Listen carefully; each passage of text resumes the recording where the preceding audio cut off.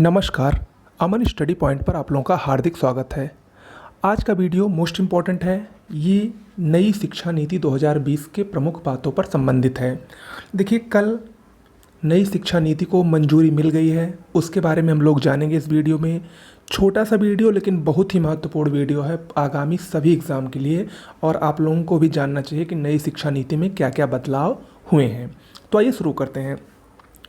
नई शिक्षा नीति 1986 में लागू पहली शिक्षा नीति का स्थान लेगी। नई पहली शिक्षा नीति 1986 में लागू की गई थी, जिसको 1992 में संशोधित किया गया था, और अब उसी के स्थान पर नई शिक्षा नीति 2020 लागू हुई है। ये जो नई शिक्षा नीति 2020 है, ये डॉक्टर के कस्तूरीरंगन, ये पूर्व इसरो के प्रमुख हैं, इनकी अध्यक्षता वाली समिति के सुझावों पर आधारित है। ये मोस्ट इम्पॉर्टेंट है, ये जानते रहिएगा। बात करते हैं नई शिक्षा नीति 2020 के प्रमुख बातों की, क्या क्या इसमें विशेष है उसको हम लोग ध्यान से देखते हैं। उससे पहले अगर आप लोग इसकी पीडीएफ निःशुल्क चाहते हैं तो हमारे टेलीग्राम चैनल से जुड़ जाइए। टेलीग्राम चैनल का लिंक डिस्क्रिप्शन बॉक्स में दिया गया है। प्रमुख बातें इसकी, सबसे पहला बात तो ये है कि मानव संसाधन विकास मंत्रालय का नाम बदलकर अब शिक्षा मंत्रालय कर दिया गया है। यानी जिसको हम अभी तक मानव संसाधन विकास मंत्रालय के नाम से जानते हैं, वो अब शिक्षा मंत्रालय हो गया है। यानी जो डॉक्टर रमेश पोखरियाल निशंक हैं, अब वो भारत के शिक्षा मंत्री होंगे, ना कि मानव संसाधन विकास मंत्री। ओके। दूसरा इसमें महत्वपूर्ण बदलाव किया गया है कि 10+2 फॉर्मेट को पूरी तरीके से ख़त्म कर दिया गया है। 10+2 फॉर्मेट को पूरी तरीके से ख़त्म करके उसके स्थान पर 5+3+3+4 फॉर्मेट को लागू करने का फैसला किया गया है। ये सबसे महत्वपूर्ण बात है, और ये क्वालिटी एजुकेशन को बढ़ावा देने के लिए ऐसा किया गया है। अब इसको हम समझते हैं कि ये क्या है 5+3+3+4 फॉर्मेट। देखिए, इसमें जो पहले 5 साल हैं, यानी जो 5 साल है पहले, उसको फाउंडेशन कहा गया है। इन 5 सालों में बच्चे को नर्सरी, केजी, अपर केजी, कक्षा 1 और कक्षा 2 की पढ़ाई करनी होगी, और ये पढ़ाई बच्चों को आंगनबाड़ी और स्कूलों के माध्यम से उपलब्ध कराई जाएगी। ठीक है। दूसरा स्टेज है प्राथमिक स्टेज, जो 3 साल का है। दूसरा, उसको प्राथमिक स्टेज से जाना जाता है। इसमें कक्षा 3, 4 और 5 की पढ़ाई होगी। तीसरा स्टेज फिर 3 साल का है, इसको माध्यमिक स्टेज कहा गया है। कक्षा 6, 7 और 8 की पढ़ाई माध्यमिक स्टेज के अंतर्गत होगी। और चौथा जो 4 साल का स्टेज है, इसको सेकेंडरी स्टेज के नाम से जाना गया है। इसमें 9, 10, 11 और 12 की पढ़ाई होगी। तो यानी अब 10+2 फॉर्मेट को ख़त्म करके उसके स्थान पर 5+3+3+4 फॉर्मेट लागू किया गया है। अगली इसकी विशेषता ये है इस शिक्षा नीति की कि 5वीं क्लास तक मातृभाषा या स्थानीय भाषा में शिक्षा प्रदान की जाएगी, और विदेशी शिक्षा की पढ़ाई, विदेशी भाषा की पढ़ाई सेकेंडरी लेवल से प्रारंभ होगी।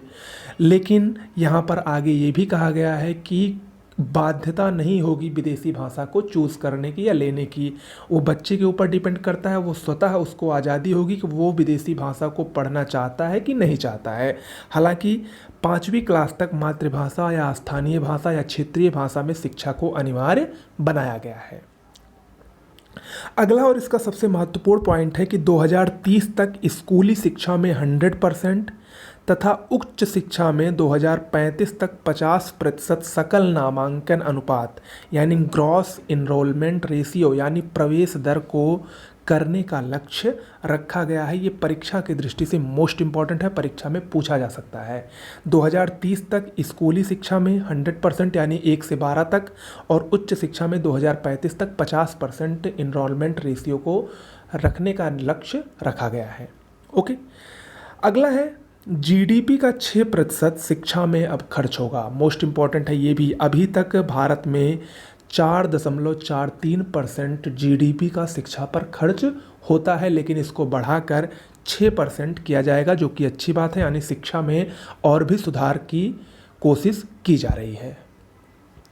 अगला है लॉ, यानी विधि और मेडिकल शिक्षा को छोड़कर समस्त उच्च शिक्षा के लिए एक सिंगल निकाय के रूप में भारत उच्च शिक्षा आयोग का गठन होगा। यानी पूरे भारतवर्ष में मेडिकल और लॉ को छोड़कर एक ही नोडल एजेंसी होगी, जिसका नाम होगा भारत उच्च शिक्षा आयोग, एक आयोग के माध्यम से पूरे ऑल इंडिया की परीक्षाएं कराई जाएंगी, लेकिन लॉ और मेडिकल शिक्षा को छोड़कर। ओके, आगे बढ़ते हैं। अगला जो पॉइंट है, कक्षा 1 से 12 तक की सभी प्रतियोगी परीक्षाओं में टीईटी अनिवार्य कर दिया गया है। अभी तक कक्षा 1 से 8 तक ही थी, लेकिन अब इसको सेकेंडरी लेवल तक भी टीईटी को अनिवार्य कर दिया गया है किसी भी प्रतियोगी परीक्षा के लिए। ओके, जैसे लोग टीजीटी पीजीटी पहले करते थे तो उसमें टीईटी की अनिवार्यता नहीं थी, लेकिन अब टीजीटी और पीजीटी की परीक्षा देने से पहले टीईटी की परीक्षा पास करना अनिवार्य होगा। बीएड कोर्स में भी बदलाव किया गया है। बीएड कोर्स को 3 प्रकार से आप लोग अब कर सकते हैं। अगर आप इंटर के बाद करना चाहते हैं यानी 10+2 के बाद, तो आपको 4 साल का बीएड कोर्स करना होगा। स्नातक यानी ग्रेजुएशन के बाद बीए बीएससी बीकॉम के बाद अगर आप करना चाहते हैं तो 2 साल का बीएड कोर्स होगा, जैसे कि इस समय हो रहा है। और अगर आप परास्नातक यानी एमए एमएससी के बाद अगर आप लोग करना चाहते हैं, पोस्ट ग्रेजुएशन के बाद करना चाहते हैं, तो आपको 1 साल का बीएड कोर्स करना होगा। अगला है, उच्च शिक्षण संस्थानों में प्रवेश के लिए कॉमन एंट्रेंस एग्ज़ाम होगा। ये भी इम्पोर्टेंट है। उच्च शिक्षण संस्थानों में प्रवेश के लिए एक ही कॉमन एंट्रेंस एग्ज़ाम होगा। अगली जो बड़ी खबर है, एमफिल को ख़त्म कर दिया गया है। एमफिल को यानी 4 साल का अगर आप लोग डिग्री प्रोग्राम करते हैं, उसमें एमए और उसके बाद सीधा आपको पीएचडी करना है, बीच में जो एमफिल करना पड़ता है, अब उसकी बाध्यता खत्म कर दी गई है। एमफिल को समाप्त कर दिया गया है, अब आप लोग सीधा पीएचडी कर सकते हैं। ये एक अच्छी बात है। नई ट्रांसफ़र पॉलिसी आएगी जिसमें ट्रांसफ़र लगभग बंद हो जाएंगे, सिर्फ पदोन्नति के आधार पर ही ट्रांसफ़र होगा। बोर्ड परीक्षाएं वार्षिक या सेमेस्टर आधारित होंगी। अगला पॉइंट है, बोर्ड परीक्षाएं वार्षिक या सेमेस्टर आधारित होंगी और ये परीक्षाएं वर्ष में 2 बार, चाहे वस्तुनिष्ठ प्रकार से यानी मल्टीपल चॉइस से आप करा सकते हैं, या उसको डिस्क्रिप्टिव यानी व्याख्यात्मक तरीके से करवा सकते हैं। पोस्ट ग्रेजुएट कोर्स में 1 साल के बाद पढ़ाई छोड़ने का विकल्प होगा। अगर आप पोस्ट ग्रेजुएट कोर्स कर रहे हैं, 1 साल आपने किया और उसके बाद आप किसी दूसरे कोर्स में जाना चाहते हैं, तो इस कोर्स को रोककर दूसरे कोर्स में जा सकते हैं। ये नया विकल्प नई शिक्षा नीति में दिया गया है। अंतिम पॉइंट है और ये भी इम्पोर्टेंट पॉइंट है, अब इस शिक्षा नीति में पहली बार मल्टीपल एंट्री और एग्जिट सिस्टम लागू किया गया है। ये कैसा सिस्टम है, इसको आप लोग समझिए।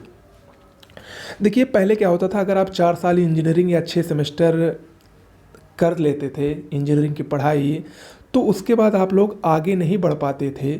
मान लीजिए किसी कारणवश आप उसके आगे नहीं पढ़ पाते थे, तो आपके पास कोई उपाय नहीं होता था।